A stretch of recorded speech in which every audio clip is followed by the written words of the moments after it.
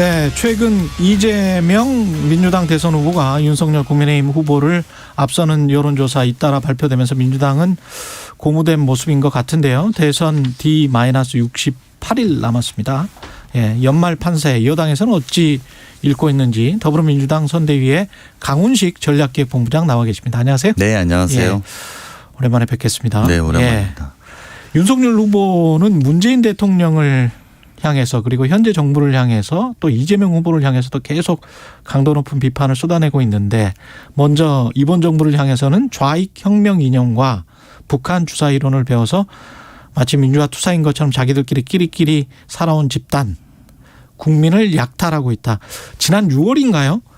약탈 정권이다라고 한 적이 있었잖아요. 정치 참여를 선언하면서 그게 이제 다시 나오는 것 같네요. 예. 저는 그 다음에 한 말이 좀 더 무식한 삼류 바보들 데려다 정치에서 경제 외교 안보 전부 망쳐놨다. 저희 다른 건 모르겠지만 네. 무식한 삼류 바보 검찰총장을 쓴 건 반성하고 있습니다. 저희 그렇게까지 표현하시는 도가 지나친 이야기를 계속 하셔서요. 저는 네거티브 공세는 지지율 떨어지니까 더 열심히 하시는 것 같은데 그건 2등 전략이라고 제가 분명히 말씀드릴 수 있습니다. 네거티브로 국가 대통령이 된 사례는 없습니다. 다른 나라도 마찬가지고요. 그래서 그건 2등 전략이고 본인 거기다가 색깔론까지 더하는 것은 시대착오적이기까지 하다. 이런 말씀드립니다. 그리고 이건 거의 대통령 후보의 품격이라고는 일도 찾아볼 수 없고 오히려 저는 검찰총장의 모습 그리고 그 폭력적인 모습만 저는 확인할 수 있다라는 생각이 들어서 국민들은 오히려 더 두려움에 떨지 않을까라는 걱정이 많이 드는 워딩이고요. 정권을 심판해야겠다라고 하는 야당 후보의 입장은 알겠으나 우리가 미래 대통령을 뽑는데 또 5년을 맡길 사람을 뽑는 건 아주 부적절한 발언을 계속 연일하고 있다 저는 이렇게 생각합니다. 곱게 정권 대놓고 물러가는 게 정답이다. 이재명 후보를 향해서는 조사하면 감옥 갈 사람 중범죄자 확정적이고 이 후보와 토론하는 것은 어이없다. 정말 가짠다. 이렇게 이제 또 이재명 후보에게는 몰아쳤습니다. 어제 그게 그 국민의힘 대구 경북 선대위 출범식에서 한 말인데 저는 표현에 대한 품격은 차치하고 이야기할 그럴 거리도 안 된다고 보고요. 검찰총장이 간부회의 하는 줄 알았습니다. 상대당의 후보에 대해서 이건 무슨 지금 그리고 평소에 어떤 인식으로 사람들을 대하는지 국민 앞에 사실은 대구 경북 선대위는 대구 경북의 국민들 또 도민들에게 본인이 인사하러 가고 출범을 알리러 가는 자리 아닙니까? 그런데 상대당의 후보를 조사하면 감옥 갈 사람이다. 그리고 이 후보와 토론하는 것은 어이없다 가짠다라는 식의 표현한다라는 건 그건 검찰총장이 검사장 회의라든지 이런 데서 다 감옥 갈 사람입니다. 이렇게 말할 수는 있지만 이게 대통령 후보로서의 언어인가? 저는 아주 심각한 지경이다라고 생각하고 있습니다. 예. 사실 검사들도 그렇게 말하면 안 되죠. 그렇죠. 검사도 어떤 그렇게 말하면 안 사건의 되죠. 증거를 재판에서 이제 소명을 해야 해서 되는 것이고 기소를 해야 되는 거지 회의석상에서 그렇게 말할 수는 없죠. 예. 확정적으로 그렇게 말할 수는 없는 것이고 그 토론을 해라라는 과정에서 이런 이야기가 나온 거지 않습니까? 네. 토론하는 게 어이없다. 정말 가짠다. 그래서 이제 토론 안 한다. 이런 조건 특검을 받고 하면 토론을 하겠다. 이런 이야기잖아요. 더 많이 하겠다. 3회보다. 어떻게 생각하세요? 토론을 잘 안 하겠다고 하는 이유는? 그러니까 저는 그 대통령 후보라는 자리는 국민의 검증의 대상 아닙니까? 근데 국민 검증의 대상인데 자기 후보가 나오셔서 본인이 검증을 받아야 되는 사람인데 자기가 상대를 수사하는 사람으로 자꾸 만들려고 그래요. 굉장히 자기 자신의 위치를 잘못 알고 계시는 거 아닌가. 국민 앞에 겸손해야 되고 그러면 그 겸손하는 방식과 그 자기를 검증시키는 방식은 토론의 방식인 것이죠. 어떠한 형식과 틀을. 그래서 우리가 언론사 주체의 토론에 나가는 것은 국민을 대신한 언론사 앞에 나가서 또 국민의 목소리를 대신해서 질타도 들을 때도 있고 또 검증도 받아야 되는 것 아니겠습니까? 근데 그런 건 필요 없다라고 하는 것은 그리고 또 조건부로 단다. 국민 검증을 조건부로 한다? 그 대통령 후보 출마할 때에 조건부로 안 하셨던 분이 국민 검증 조건부로 한다라는 건 저는 굉장히 어이없는 발상이다 저는 생각합니다. 근데 이게 전략적인가요? 아니면 무심코 툭 내뱉은 말인가요? 어떻게 판단하세요? 둘 다 아니라고 봅니다. 둘다 전략적으로도 아닙니까? 옳지 않고 본인의 속내가 드러났다. 저는 이렇게 표현합니다. 아, 그래요? 네. 이건 전략적인 그런 언사는 아니었다. 네. 예. 이게 지금 사실은 뭔가 내부에서도 잘 안 돼서 윤석열 후보 입장에서는 좀 언짢아서 나온 말일 수도 있을 것 같기는 합니다. 왜냐하면 이준석 대표와 윤석열 후보 간에 지금 갈등 상황이 완전히 표면화돼 있는 상황이고, 이준석 대표는 이게 어떤 메시지인지는 모르겠어요. 28일에는 후보가 요청하면 복귀를 할 수 있는 것처럼 이야기를 했다가 어제는 또 페이스북에 복귀를 안 한다라고 지금 선을 긋고 있거든요.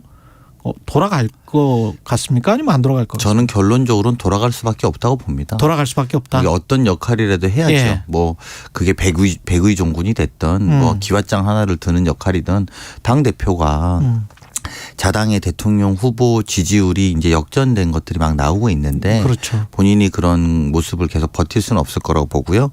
전 좀 더 안타까운 것은 박근혜 전 대통령이 사면되셨지만 저희가 보는 모습은 이명박 박근혜 정부 시절에 국정 운영하던 분들이 반성 없이 계속 권력 탐하고 아직도 내부 투쟁하고 있는 것 같다.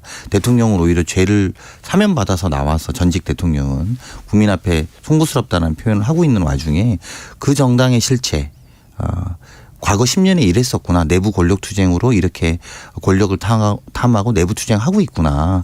저는 그런 모습을 보이는 것이 오히려 제가 뭐 더 길게 말하지 않아도 국민들이 아마 안타깝게 보고 있을 거라고 봅니다. 근데 보수적인 지지층, 그다음에 TK, PK 지역에서도 후보 교체, 여론조사에 따르면 후보 교체를 하는 게 맞겠다라고 생각하는 사람들이 70% 안팎인 것 같더라고요. 이게 혹시 가능하다고 보십니까? 그거는 시기마다 다를 수 있는데 시기마다 다를 수 있다? 지금부터 중요할 겁니다. 윤석열 후보 입장에서는. 무엇에 따라서? 지지율에 따라서? 그러니까 그 후보 교체론을 어떻게 잠재워 나가느냐. 잠재워 나가느냐. 네, 그게 후보로서 계속 유지가 되는 거고요. 반대로 후보 교체론이 더 높아지면 후보직이 진짜 위태로워질 수 있죠. 근데 법적으로도 그렇고 뭐 이게 시간상 도저히 불가능하다 이렇게 말씀하시는 분들도 있더라고요. 네, 그렇게만 보기에는 어쨌든 투표를 하는 행위이기 때문에 여러 가지 정치적 사항은 다변할 수 있는 거거든요. 다만 뭐 윤석열 후보 입장에서 보면 그걸 줄여나가는 게 중요하다고 지금은 그렇게밖에 말씀드릴 수 없다고 봅니다. 그래요. 사실은 봄 여름부터 어떤 대선 이후에 정계 개편설은 계속 나왔었는데 새시대 준비위원회 김한길 위원장이 이끄는 이쪽에서 혹시 뭐 정계 개편설 대선 이후 지금 상황으로는 어쩌면 대선 전에 뭐 이루어질 수도 있을 것도 같고 어떻게 보십니까 이런 분들? 저는 과거하고 다르게 지금 이제 그런 뭐 정계 개편 또 정당의 리노베이션 뭐 이런 것들을 많이 하시려고 할 텐데 예. 국민들이 그들만의 권력 나눠먹기에 대해서 오히려 질타할 가능성이 높다고 봅니다.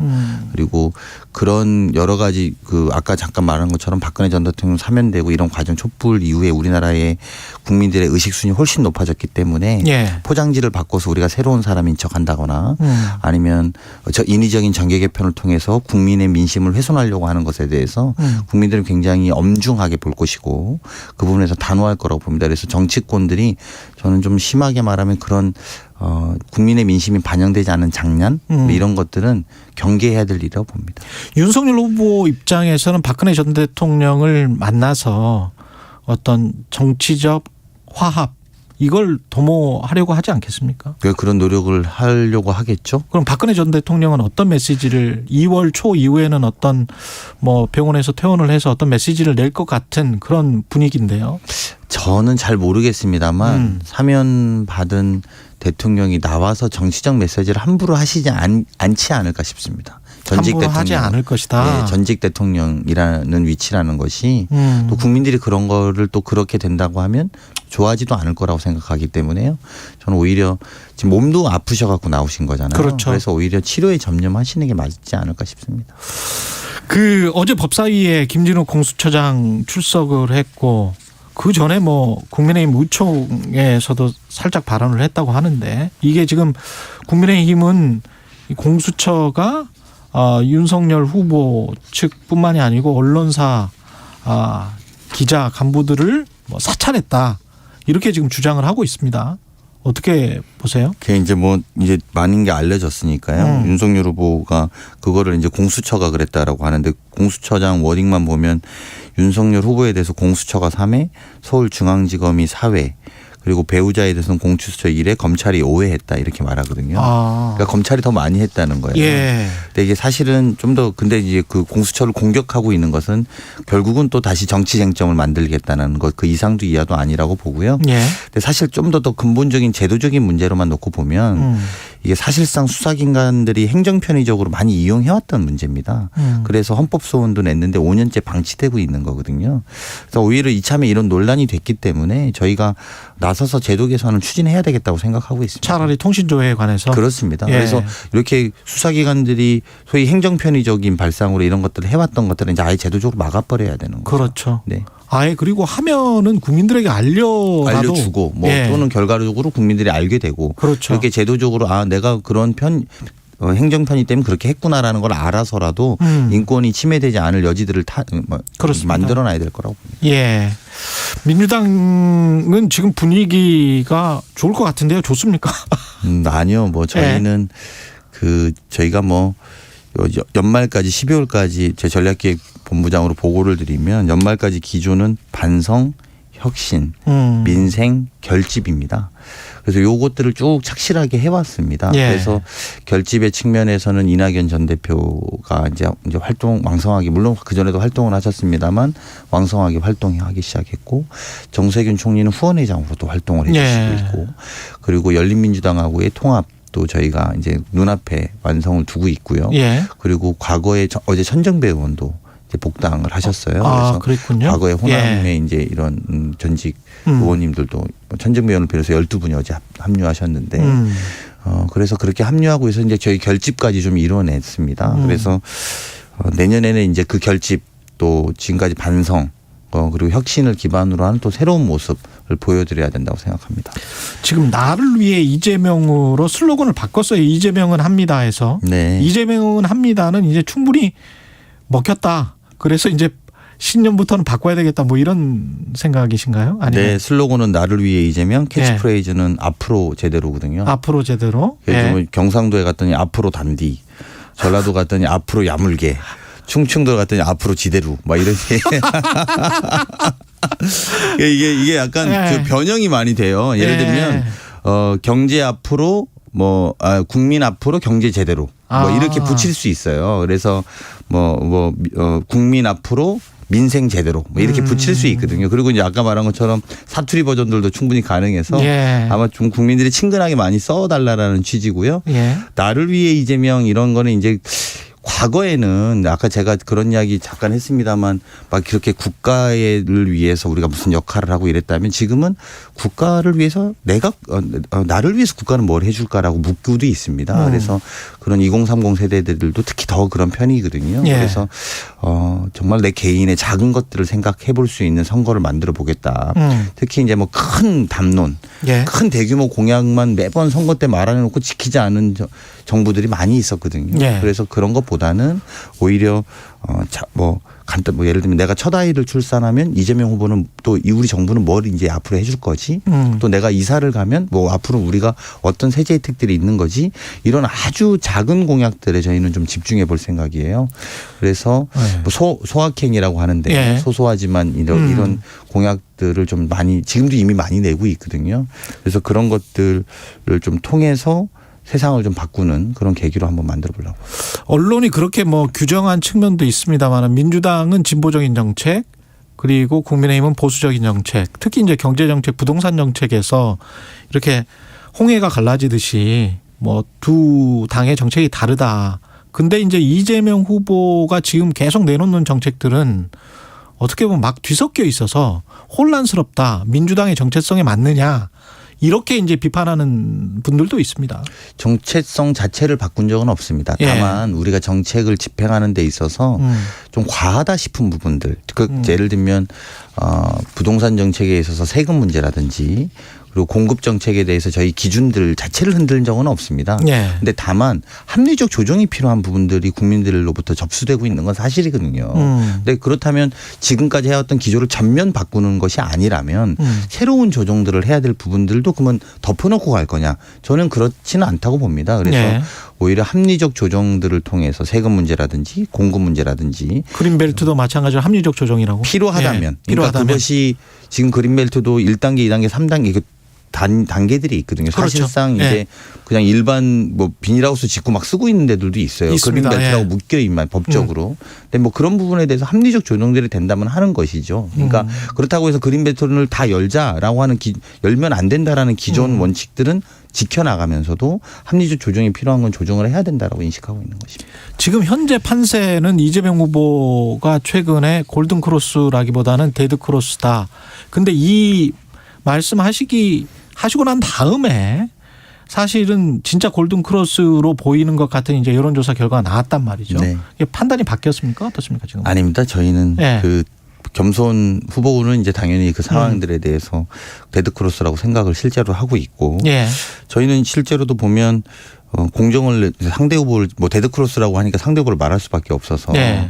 윤석열 후보가 공정을 내세웠는데 김건희 씨 사태를 보면서 남한테는 무자비하고 자신한테는 관대한 모습이 바로 윤석열 씨 공정이었나라는 것에 대한 전 데드크로스는 일어난 지점이 하나 있다. 예. 이런 것이고요. 두 번째는 현 정부에 대한 지금까지는 현 정부에 대한 심판과 미움으로 선거를 치를 수 있다고 봅니다. 국민들이. 예. 하지만 시간이 지나갈수록 저 회고적 투표에서 전망적 투표로 전환할 수밖에 없다. 자, 우리 미래는 누구한테 맡길 거냐. 5년. 5년을 맡겨야 되는 대통령의 생각은 과연 무엇인가. 이제 이렇게 되면서부터 이것들이 좀 거쳐 나가면서 예. 약간 그래도 우리 이재명 후보가 조금 더 물론 여러 가지들이 쟁점들이 있지만 이것들에 대해서 입장을 다 이미 밝힌 상황이라면 조금 더 미래에 적합한 부분이 있는 것 아닌가.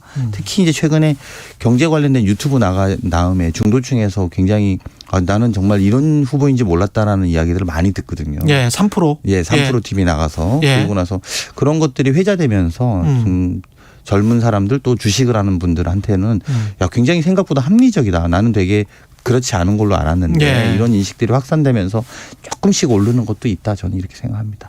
근데 그러면서 이제 안철수 후보의 지지율이 올랐단 말이죠. 네. 예, 그래서 뭐 10% 비슷하게 간 여론조사도 나왔고 네. 그걸 생각을 해보면 만약에 안철수 후보가 20% 근처까지 따라간다면 안철수 후보 쪽으로 단일화가 되면 혹시 또는 뭐 안철수 후보가 독자 생존할 정도의 지지율을 얻으면 이재명 후보로서는 위협적인 거 아닙니까? 아니 뭐 저희는 그렇게는 생각 안 합니다. 그렇게 안철수 생각하지 후보가 않습니까? 예. 꼭 윤석열 후보랑만 할 거라고 생각하는 것도 아닌데다가 단일화를. 그렇죠. 그러니까 예. 뭐 그분은 그분대로의 정치를 하러 나오신 거라고 저는 아직은 알고 있습니다. 예. 그런데 물론 이제 관계 정권 심판이라는 그 화두 하나로 양쪽이 같이 연대되어 있는 것처럼 국민들은 느낄 수 있습니다만 그러면 뭐 윤석열 후보의 정권 교체를 도와주러 나왔거나 아니면 본인을 중심으로 정권 교체를 해야 된다는 그런 이분법적 논리에만 있을 거라고 생각하지는 않습니다. 그렇군요. 안철수 후보는 안철수 후보대로 당선이 되려고 나왔다고 생각하시겠죠. 그건 송영길 대표의 그 말씀 안철수 후보와의 연대가 충분히 가능하고 계획하고 있다?